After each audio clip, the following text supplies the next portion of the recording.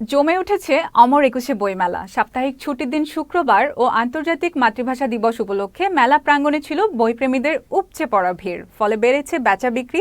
মিনালা দিবার রিপোর্ট। 21শে ফেব্রুয়ারি মহান আন্তর্জাতিক মাতৃভাষা দিবস। এদিনেই মাতৃভাষা বাংলার জন্য প্রাণ দিয়েছেন বাংলার দামাল সন্তানরা। 21শে ফেব্রুয়ারি ও সাপ্তাহিক শুক্রবার হওয়ায় সকাল 7টায় খুলে দেওয়া হয় গ্রন্থমেলার দুয়ার। তবে পাঠক ও দর্শনার্থীরা আসতে শুরু করেন সকাল 9টার পর।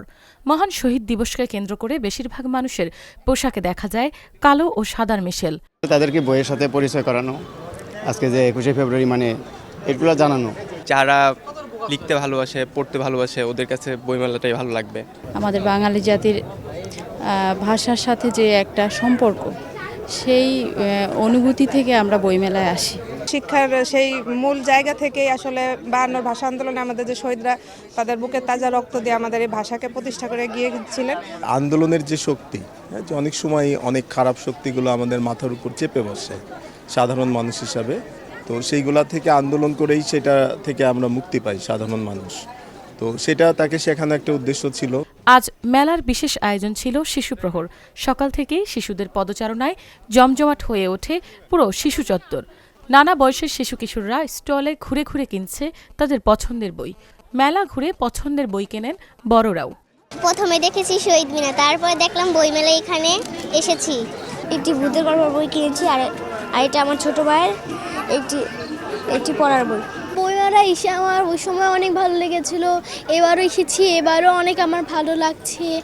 দিনটা অবশ্যই একটা স্পেশাল দিন। 1952 সালের এই দিনে হচ্ছে গিয়ে আমাদের ভাষা আন্দোলনের জন্য আমরা আমাদের মাতৃভাষা এইভাবে বাংলায় কথা বলতে পারতেছি আপনার সাথে। জ্ঞান অর্জনের জন্য বইয়ের কোনো বিকল্প নেই বলে জানান লেখকরা।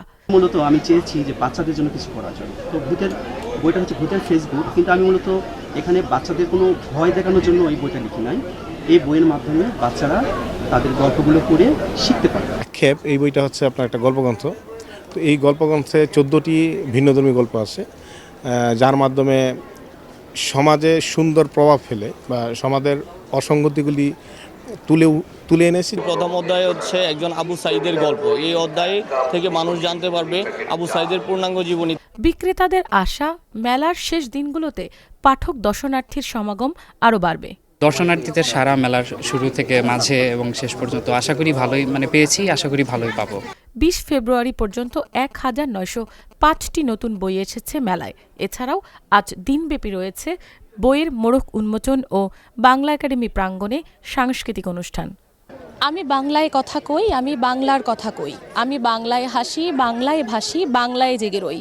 1952 সালে ভাষা আন্দোলনে যে শহীদরা তাদের জীবন আত্মত্যাগ করেছে, তাদের স্মরণে বাংলাদেশ সহ সারা বিশ্বে ফেব্রুয়ারি মাসের 21 তারিখ পালিত হয় আন্তর্জাতিক মাতৃভাষা দিবস। আর বাংলাদেশে সেই শহীদদেরকে স্মরণ করে ফেব্রুয়ারি মাস জুড়ে পালিত হয় অমর একুশে বইমেলা। ভাষা শহীদদের প্রতি শ্রদ্ধা জানিয়ে বাংলারই পালন করে থাকে এই অমর একুশে বইমেলা। বইমেলা থেকে মিনালা দিবা, চ্যানেল এস, ঢাকা।